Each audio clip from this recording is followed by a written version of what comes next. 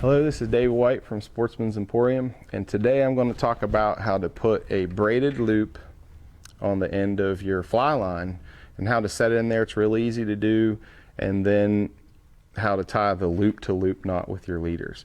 You know, these days in fly fishing, they realize the loop to loop knot is a really easy knot, friction free. So they're shipping all the leaders with loops pre-tied in them. Every leader you get has a perfection loop pre-tied. Well, some fly lines do not have a welded loop like the leaders do out of the box. The more expensive fly lines do have a loop so that you can right out of the box attach your fly line with a loop knot. But the ones that don't, you're stuck with coming up with an idea to give your line a loop. And what a lot of people do is just simply tie a little knot in their fly line. But what happens is when you get this bulky line with a knot in it, it gets really bulky, and as you're pulling it through the guides on your fly rod, it'll get hung up on them, and it just kind of gets a little bit annoying. So there's a real easy fix for this, and that is to just use a braided loop. These things, you can find these all over the place in any fly shop or on the internet. We carry them here. They probably even have them at the Dick's, the big box stores and stuff. It's just called a braided loop connector. They're super cheap. They hardly cost anything. This thing's probably 50 cents. And you can buy them in 4-packs and whatever. But they're really convenient and they're really easy to use. And I'm just going to show you guys how to install one so and it's really easy. So first thing I'm going to do, as you can see, is this one I've been kind of fiddling around with, and this braid in the loop has frayed out a little bit. So I actually want to cut some of that back and get a little bit of that off there so it doesn't get real messy. But what you'll notice on these braided loops are this little clear plastic sleeve that you can slide up and down. And basically what you're going to want to do is you feed this braided tube is hollow.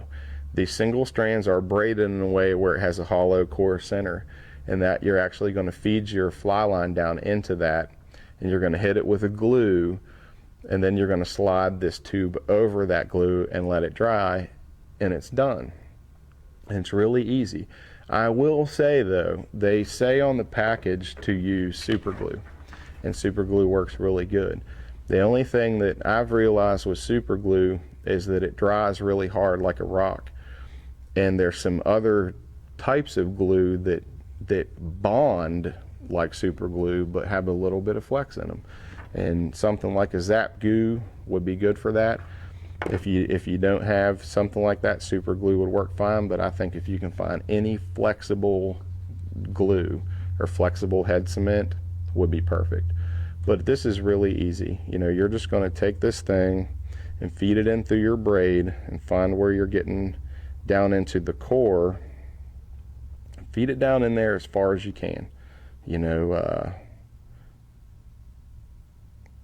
Right there, I probably got it about an inch, and that's not too bad. So what I'm going to do now is I got that tube ready.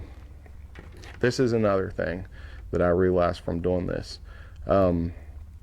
I think some of the packages I've seen before and instructions say to slide the sleeve over and then glue it, but we've actually found that if you actually put glue on the line and that braid before you slide the sleeve over, it gives you a neater glue job with a little less mess to clean up. And basically you put your dab of glue on there and just start sliding that sleeve up over that fly line. And once you get it up in there, some of that glue will kind of push and bleed out.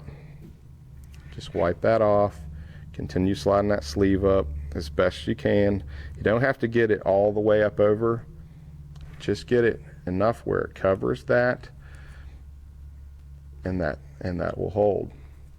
So I got that sleeve about halfway up over that fly line, but now what's happening, and this happens every time, is I still have a little bit of the fray. Well, that's easy, you just cut them off.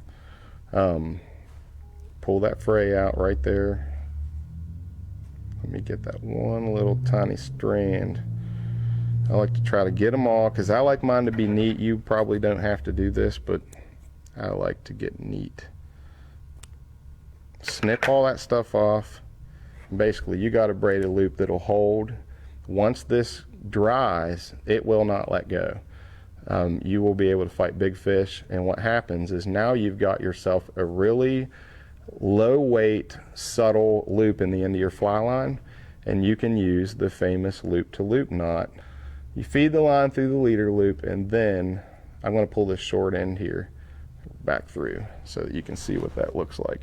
Then you just pull the leader end back through, and what you get is this really low friction knot that doesn't actually have wraps in it. Because what happens is when knots break, they break because of friction. This thing right here has very low friction, so it's a really, really strong knot.